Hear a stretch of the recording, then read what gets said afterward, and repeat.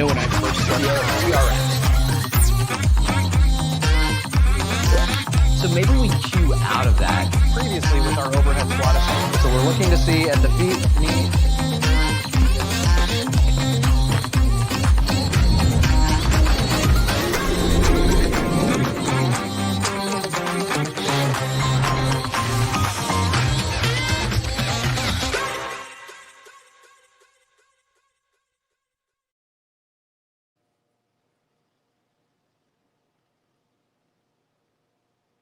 Hey everybody, happy Friday. I am Angie Miller. I am an AFAA mentor and an NASM master instructor, and I am here to talk about how to get a fit mind. I have a great guest with me today. Her name is Maria Sollon, and she is a good friend, and she's also an industry expert. So before I tell you exactly what we're going to kind of cover today, I'm going to let Maria introduce herself in case there's anything that I missed. So, hey, Maria, how are you? Hi, Angie. So happy to be here. I'm honored to be with you today and speak out and share some great information. All right. So Maria and I know each other way back from the days when we were swinging kettlebells for Kettlebell Concepts. And we've taught together at a lot of different conventions. And a lot of times we find ourselves calling each other at a time that it feels like our mind isn't so fit. So I feel like that Maria's the perfect person to talk with me on this topic, because a lot of times I call Maria when I feel like my mental stamina, when I feel like my mental muscle needs a little building. So the whole idea of coming here today is to talk about mental endurance. I'm all about, big biceps and building muscle in the gym, but today I really want to talk about muscle that you can't see, muscles that's on the inside. I want to talk about how we get strong from the inside out, because I think that matters most. And especially during COVID and during this time, and I know we're all sick of hearing COVID, but it is a time that's really tested our mental endurance, and it's really made us want to strengthen our resolve and determine how we can best kind of maneuver and manage all this stuff that's going on in the world. What do you think, Maria? Absolutely. It's a perfect topic, especially for now, but it's a perfect topic for always. Even prior to all this, it's something that we really have to work at and really know how to manage it. So yeah, I think so too. Well, we promised that we would give 5 tips to build mental endurance, and that's definitely what we're going to do. By the end of this webinar, you'll walk away with 5 takeaways to help you and your clients get mentally strong. But, one of the things is mental endurance. I think a lot of times we make it synonymous with mental resilience. And I'm a big resilience person. I agree that resilience matters, but to me, resilience is more like rebounding and recovering from setbacks. But to me, mental endurance, or that mental toughness piece, takes it one step further. Mental toughness is like standing strong despite all obstacles. Mental toughness is what gets us to our goals. Mental toughness is more than fighting adversity. It is sticking to it when we least want to stick to it. Mental toughness is comes at us at all different times. I just had a situation where I needed to be a little mentally tough. I went on this big Alaskan vacation and I was coming back all high, and then I had a family emergency, and the next thing you know, I'm in Iowa trying to, give away all of my emotional reserve to family, and then come back here and meet a bunch of deadlines. And it's times like that where I think this is where we really need mental muscle. This is where we really need to strengthen our resolve. Yeah, absolutely. It's like you have to overcome yourself and really get into your mind so that you can tackle what you personally need to do. So getting rid of all of those distractions, but being strong for someone else. But then it takes all of that in you to be strong for yourself, right? Yeah, it does. How do you feel that bank back up? How do you feel that mental or that emotional reservoir back up? And one of the things that I want to talk about is, how do we thrive in the face of challenge? Not just survive, but thrive. Because resilience is a little bit about survival, but I want to talk about the next level, which is really thriving. And so one of the things that I teach about building mental resilience or building mental endurance is a little bit different from what a lot of other people talk about. One of the things that I want to talk about is clearing emotional space. Because I think that before we can build our mental endurance, before we can really think about getting mentally strong and having these muscles inside of our brain, I think that we have to first clear some space up there, because sometimes I feel like, you curl up there in the attic and it gets so full, you're like, let me out, let me out. There's no more space for any thoughts. So I share a technique called cognitive diffusion, and it's from acceptance and commitment therapy. And what I tell people, and I hope you'll all do this with me at home, is put your hands in front of your face, if you would, for a minute. And all you can see when you put your hands in front of your face is just your hands. But if you move your hands further out, all of a sudden you can not just see your hands, but you see everything else in the room. You widen your lens. And so clearing cognitive space to me is getting rid of all that clutter.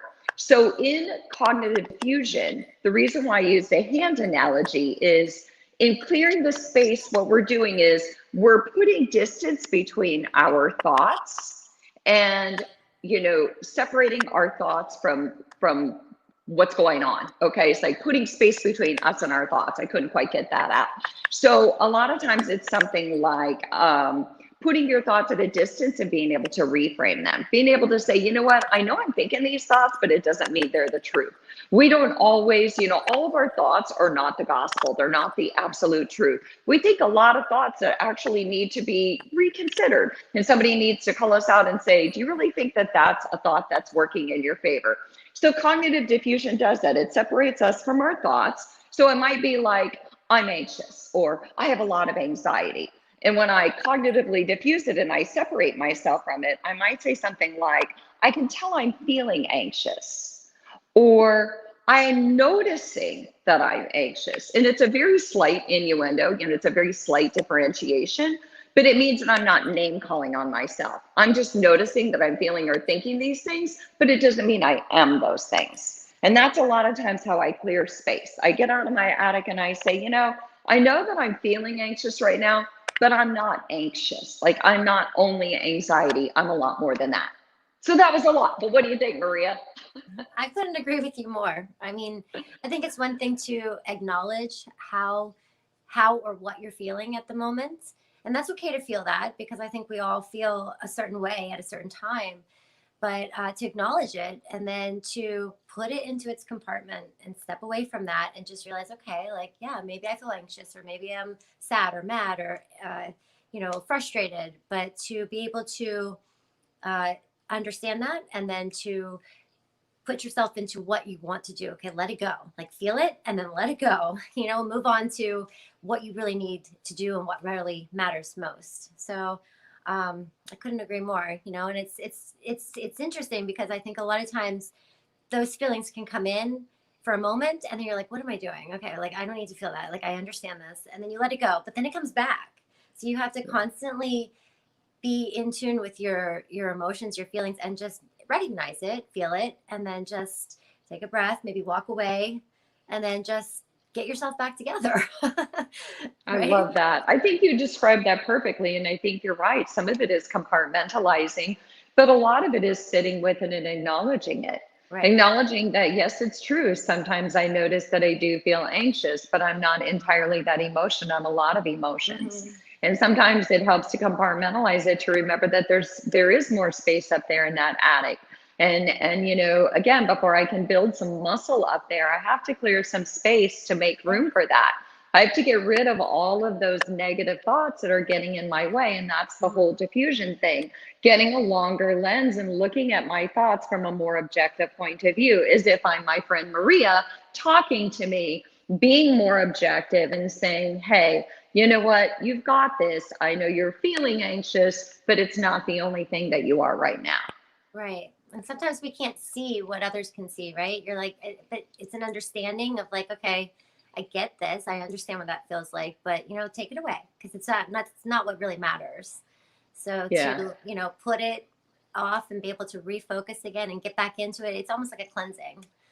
It is. And, talking to somebody is almost like a cleansing. So that's my first, that's one of my first ways that I think it helps to build mental stamina or mental muscle, is just to be able to clear some space in our head so that we have more room to focus on other things. So the second thing that I want to talk about is focusing on what you can control. So I think one of the big things that I read about when I read about mental stamina and mental endurance is really zoning in on focus. Like, where are you focusing? And a lot of times I'll tell people, focus on what you're focusing on. So where are you watering the problem plant or watering the seeds of change? And if you're watering the problem plant, chances are you're not focusing on what you can control. But if you're watering the seeds of change, you are focusing on what you can control. Yep. I find control is a very interesting topic too, in general, right? Because we all individually, we all have the control over ourselves to control what we do, how we think, how we react, because that life is out of control at times, right? Like there's so many situations that you cannot control, but the things that you can control is your mind, is your emotions. If you really tune into it and really just, maybe self-talk or, understand, maybe, even just reading a quote of the day can really focus yourself on what really matters and how to control your thoughts and your emotions and how you react to certain things or do certain activities that can help you be able to control those feelings or emotions that carry you into a world of uncontrolledness, right? Right. Into that, kind of that slippery slope of yuck. Okay. Mm-hmm. So, and a lot of what we can't control is other people, other people's opinions, other people's thoughts, going through social media is a great way to feel out of control, to feel like everybody else out there has it better, or everybody else is more successful, or everyone's eating better, or has a better family, or has more of a life. And so focus on what you can control. And a lot of times, the only thing you can control, like we said, is our own attitude, our own feelings, and how we respond to situations. But it's a serious emotional hijack when we start worrying about other people and what we think they're thinking or what we think they think of us. It's just such a serious emotional hijack. Yeah. So focus on what you can control, and that is how you think, how you feel, how you respond to situations. Mm-hmm. That's absolutely right. Because there's so many uncontrollables, but you control all the power for what it is you want to do and accomplish. So absolutely. So, and a lot of times I talk about not personalizing, people and situations. And I think that's another thing that we can't control. Sometimes we walk away from encounters with people and we wonder, I wonder what they meant by that, or I wonder why they said that. And we mull it over and ruminate about it for minutes, hours, days, whatever it might be. But sometimes we just have to leave people with their own opinions and thoughts, and then we have to just, our takeaway has to be, I'm doing the best I can. Right. Because at the end of the day, does it really matter? And that's I think another question you have to really ask. Does it really matter what someone else thinks, or what you said, doesn't resonate with them? Because at the end of the day, it's your thoughts, your emotions, your feelings, and the way that, you think, and that's okay. We all have our right to have an opinion and have that control of our thoughts. So yeah, absolutely. And sometimes it's just a little mantra. I'm a good person. I'm doing the best I can. Absolutely. Or I gave all I can to that encounter, or worse yet, I did say something really stupid and I probably shouldn't have, but am I going to spend the rest of the day in shame? Because sometimes stuff that comes out of this mouth, I don't know. I don't know if I can take responsibility for it. I have no idea what got it there. Maybe I need more sleep. I don't know. So that was it. It's just, clearing emotional space. And then number two, focusing on what you can control, and remembering that we can't control other people, other situations, but we can definitely control our responses to them. But another one that I want to talk about is strengthening your superpower. I did a whole AFAA video on find your superpower. And when I say find your superpower, Maria, what comes to your mind? What do you think of when you think of someone's superpower? Oh, geez, many things. I guess just superpower is how you are able to achieve things, to help others, things that matter the most to you personally.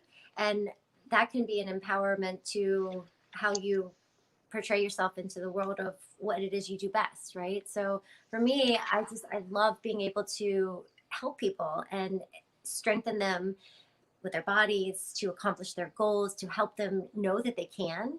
So because there's so many times where we think, oh my God, I can't do this, can't do that. And the reality is maybe the goal is too big and you can get there, but you got to break it down into certain segments. And sometimes it's hard for others to see that. So to be able to empower someone to know that, yeah, you can do it. And it doesn't matter, where you are today, because tomorrow you're going to be better. And, just to give that motivation, that inspiration, I like to think that's a little superpower, the power of voice, or the power of just believing, and giving that out to others. I think that's, that's a power, a superpower that I like to give to others. But I guess one superpower for myself, I mean, just learning and always being open to learn. And, just from situations or personal experiences or my education, I enjoy learning, and I think it's, we can never stop learning, right? So I think accomplishing those things and tasks, that you always wanted to do, and you finally put your mental mind to it to make yourself do it. And I think that in itself can be a superpower that, keeps on giving and it keeps changing. Mm-hmm. I love that. Yeah. And I actually love what you said about a superpower is our voice, because I do think that all of us have a superpower, and that is our voice.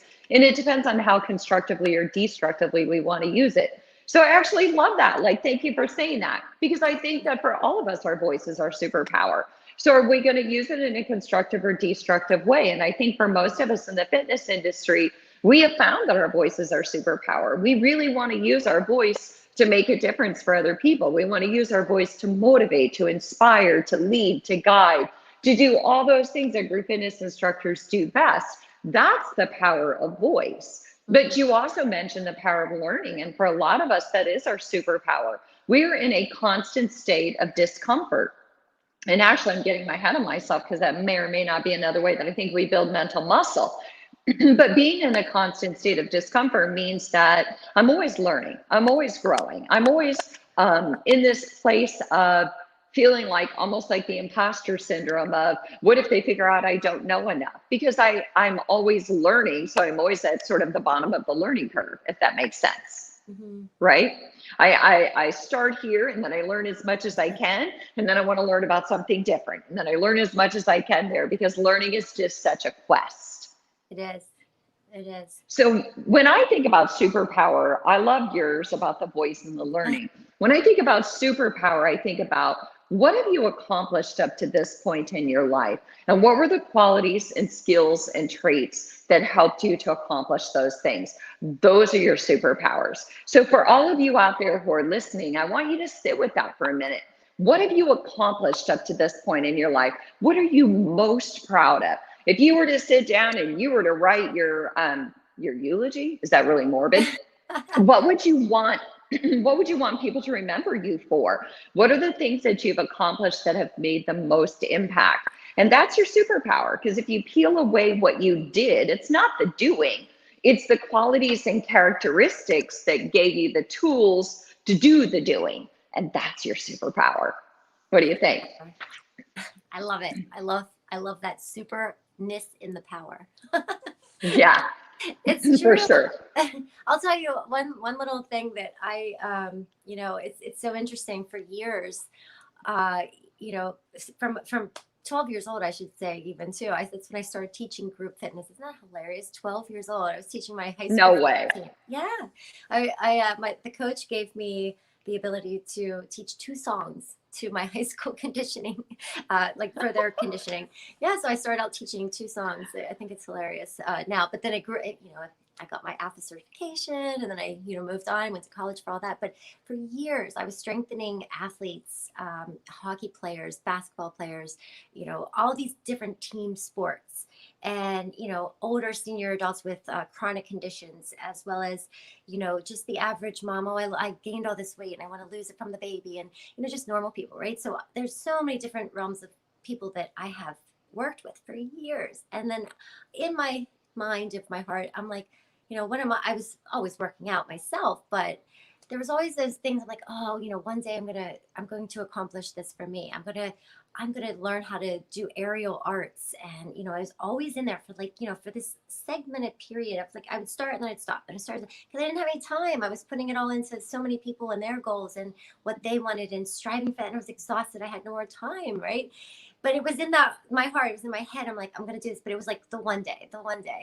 And years passed, and I'm like, no, this one day, this was, many years ago now. And I got into aerial arts, and I'm like, I'm going to make this happen. Yeah, I might not be in my 20s anymore. And, I'm getting older, so I have to get stronger. But mentally, I had to prepare myself, my muscles. And I'll tell you, it's not easy. When you learn a skill, a physical skill, it is a mental thing at a later age. So it was, I think, going on what you said, what have you accomplished? That building block of helping others helped me help myself for something I personally wanted to learn for myself, to grow stronger and mentally stronger as well. So I think it's really interesting when you do look back what you have accomplished, educationally or physically, or helping with others and learning from their experiences, to be able to build yourself, to do something you always wanted to accomplish, no matter what your age is, because those are hard things to learn at an older age, I'll tell you, So it's a mental game as well, for sure. I think that's, we probably should have made that one of our things to build mental endurance. It's so true, is not to use age as an excuse, because there's so many things. I always call myself a late bloomer. I'm a late bloomer. I didn't film fitness videos. My first fitness video I started filming in my early 40s. And so, gosh, I started presenting at conventions then. I started presenting for AFAA then. I started teaching for a university in my late 40s. I feel like I am a late bloomer. I feel like so much of what I've done at a different age and a different stage in my life for different reasons. All of us have different goals throughout our lives on what we want to accomplish. Some of us were more, who knows? I mean, there's a lot of reasons why I'm a late bloomer. I don't know. I guess I just didn't open up for a long time. I needed to water my seeds of change sooner. But there were so many things that I did over the years before that, but some of my most proud accomplishments, I tell my daughters all the time, I say, don't let age be your excuse. Don't decide by societal standards when it's appropriate for you to do or not to do something. So I think that's good. You're right. It takes a lot of mental endurance to do something later in life. Yeah. But don't you think too, like the things that you accomplish later in life, like, you're ready for it then, like in a way, it's like certain things have built you up to be able to deliver it maybe in the right way, or to accomplish it the way you need to, had you done something prior. You know what I mean? Like, for sure. You have the mental stamina then. You have the Right. mental endurance, the mental appreciation. You have more resilience. You've built more muscle up there. You're ready for it. And the level of gratitude that I feel for everything that I've done in my life, I think, is so much greater than if I had done it when I was younger. But I'm actually reading the book Late Bloomers. I can't remember who the author is, because I wanted to know that I wasn't the only late bloomer out there. And it turns out I'm not. No. Yay! No. So I think it's amazing. And I think it's so good to accomplish things at all ages, Yeah, we should have made that one of them. Well, that's our bonus hey, number that's number 6. 5. Or that's number 6. Yeah. Well, that's what happens when you get older too. You can't count anymore. But yes, that's number 6, where, that age should not be an excuse. Because that does, I'm not going to lie, that is kind of my, that gets into my dark space when people say, well, when I turned blah, blah, blah, this happened. And I'm thinking, I never talk about age, because I don't want age to be what identifies me. I don't want people to make assumptions about me based on age, when really I feel like I'm still 20, and doggone it if I'm not. I don't want you to tell me. So. Right? No, but I'll tell you what, it's amazing. Like, people, like, I look up to you. Like, I think people look up to us being older. Like, what? You're that? Wait, no, we are nice and matured, right? We understand. There you go. And so you can relate to a lot of people. People can relate to you, and I think it's fantastic. So that right there is mental strength, because you never give up, and you keep wanting more, and you keep pushing yourself more. I think that's really what it all comes down to, right? Well, and that is actually when I was going to talk about the superpower. I think my superpower is just sheer stubborn strength. I feel like I have the tenacity of a bulldozer. Oh, Okay. you do, girl. Like I will not give up. And if you tell me no, and you push my head underwater, I'm going to come back up 6 10 more times times. harder. And the harder you push me down, the more you're going to make me want to come back up. And actually, some of the haters are the people that I feel like have kind of sort of maybe gotten in my way, either intentionally or inadvertently, because we all know those people. Those are the people that I'm like, thank you. Because if you hadn't been standing in my way, and if you hadn't been trying to create a roadblock, again, whether inadvertent or whether intentional, I don't know. Because again, I cleared space. I'm not going to allow that in there. But the bottom line is, those are the people who propel and push me the most. The people who doubt me, the people who make me think that they think that I can't. I'm like, oh, well, thank you, because now I'm going to have to show you. Yeah. It's a good push. It is a good push for yourself, right? You want to just never give up. Yeah, absolutely. So, the other thing that we talked about was number 4 is when life changes, change with it. And I use that a lot, but it's not just a cliche. My point in that is that, life has changed a lot. I don't know how much it's changed for other people. I don't live in other people's worlds, but I know that in the world of mental health, I hear a lot of stories, and I take those stories and I hold them very dearly. And I know that life has changed a lot for a lot of people worldwide. And I think that when life changes, we don't have any choice but to change with it. We have to decide, maybe this is the time to reevaluate, to reinvent. In fact, one of my former guests and I, we did a whole segment on reinvention and what that means, how to be Madonna, how to always reinvent ourselves, because during times like this, we might find that we have to do a complete reinvention, a complete overhaul. We're finding that certain things really aren't that important to us, and we're finding that certain things are vitally important to us that maybe we didn't realize.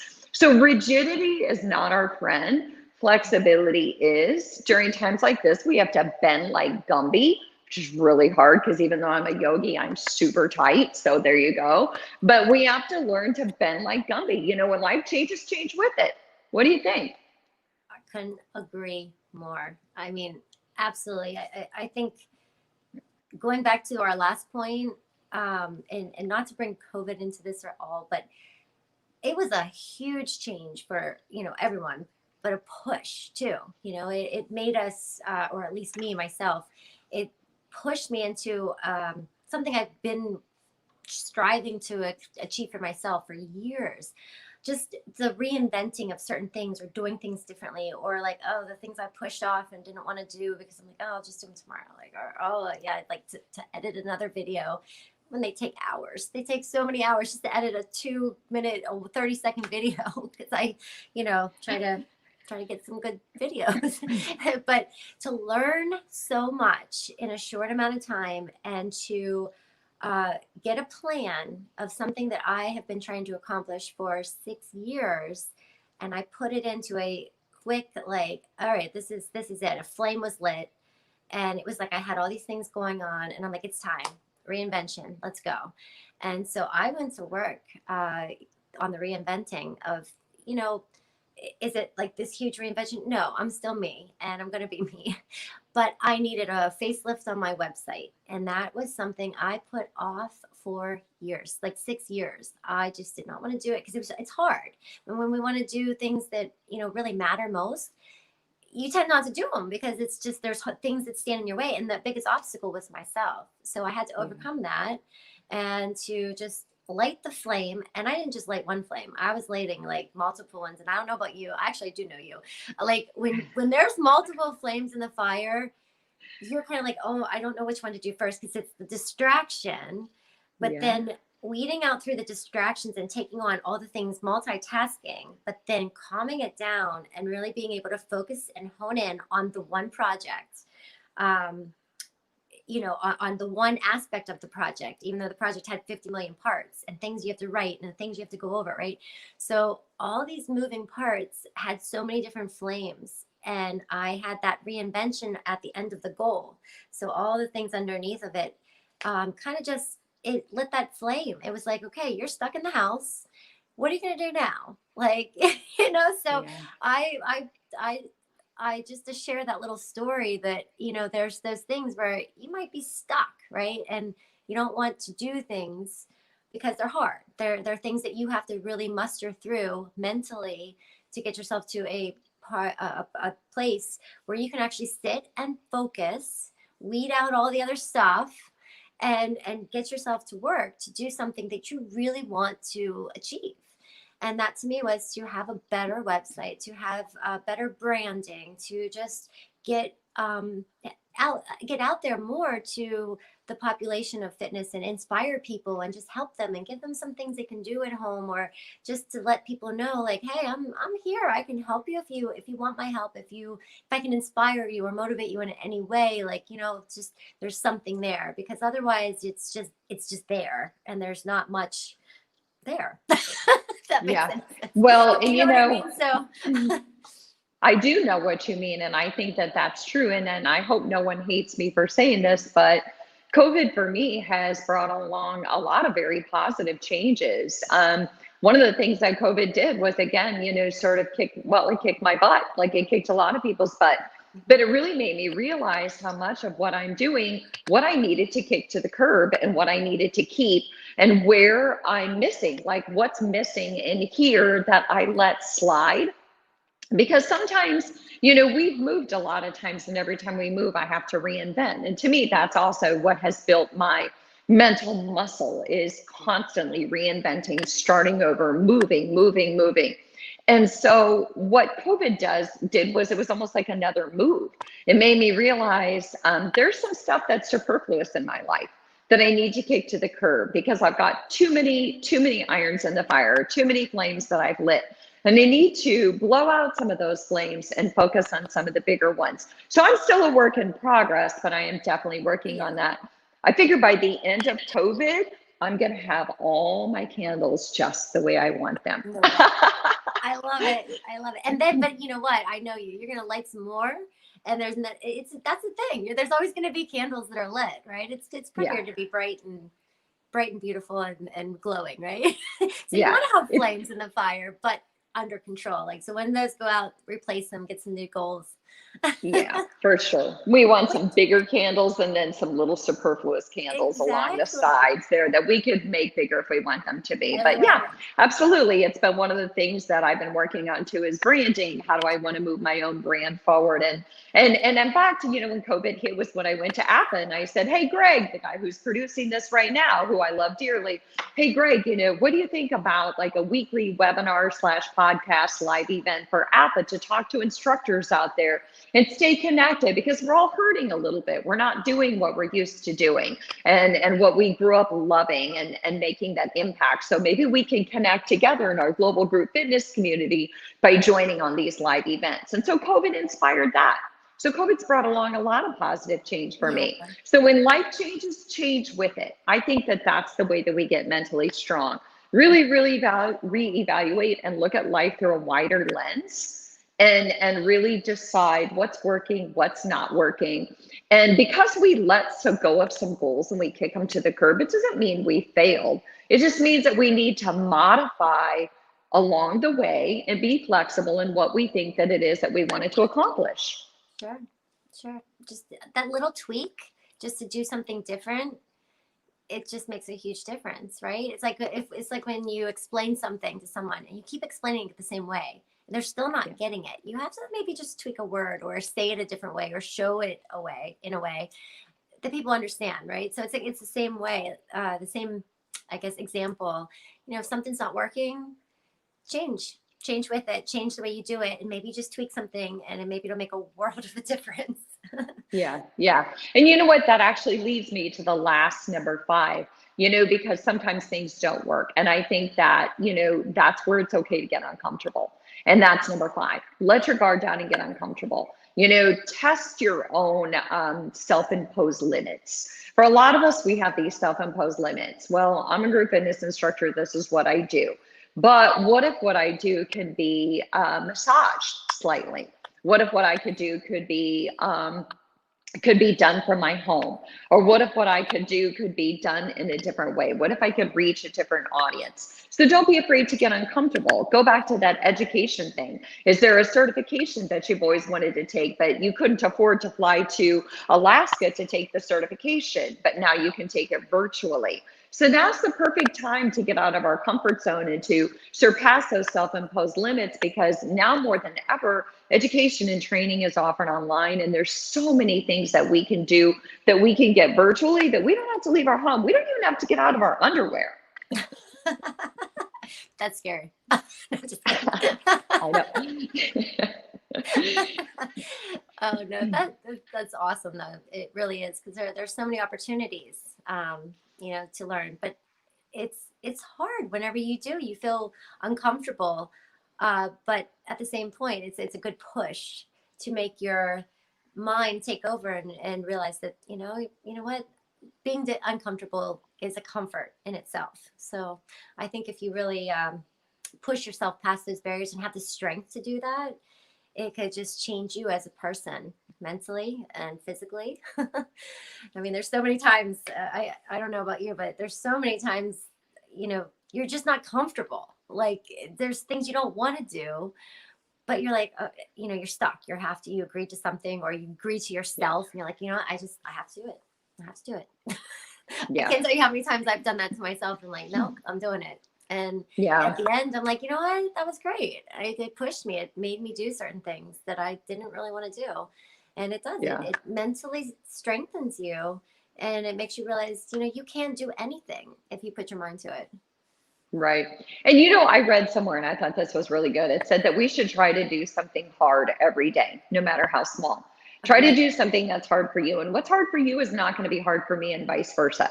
But try to do something that's hard for you every single day. So maybe if you're normally an introvert, what might be hard for you is to talk to a complete stranger. Maybe if you're not a smiley person, what might be hard is to be a smiley person.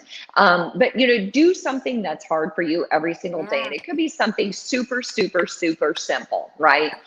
Something that would be super hard for my husband would be to eat something green and healthy. But I imagine that he could do it without falling off a cliff, okay? Something that would be really hard for me is not to put chocolate to my lips on a daily basis. But I've gone days where I haven't put chocolate to my lips. So do something that's hard for you every day, just to build up that mental endurance, because doing big things, standing on that decision cliff about a really huge decision, we have to build up the mental endurance to do that. It's kind of like you talked about with the aerial training.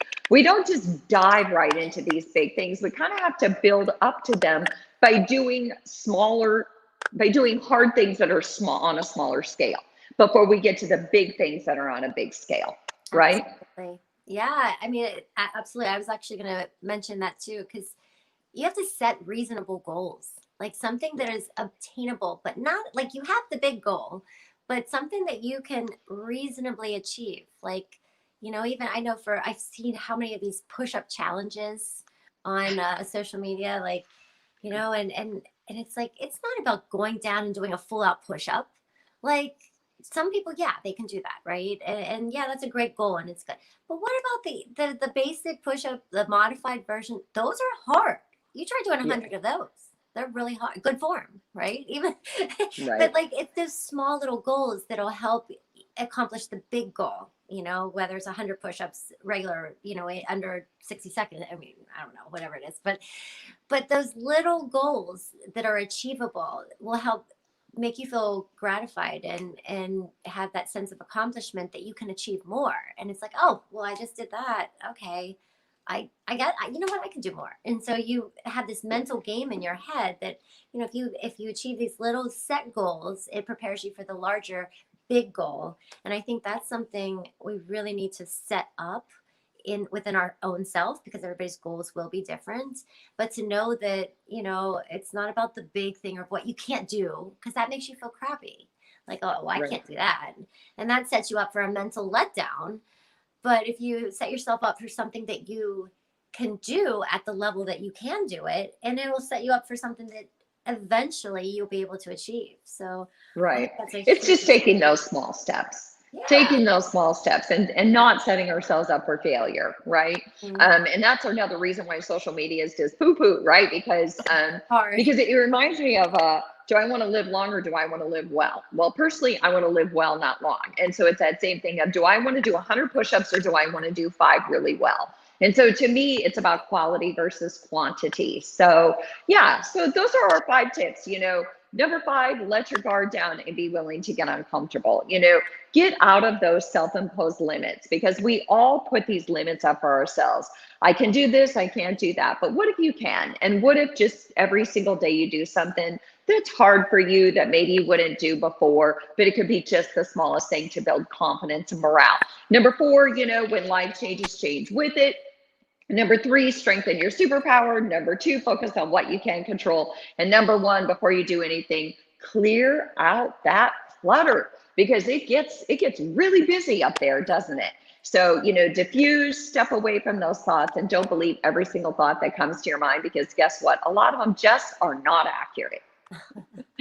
So I'm Angie Miller. Thanks so much for joining us for our Friday Facebook Live. I hope that these are techniques that you can all use to build some little muscle up there in your mindset, and that you can share these with your clients. And thank you, Maria Sollon, for coming on, for being a friend, and for being a friend in fitness and in life, and for joining us on the show.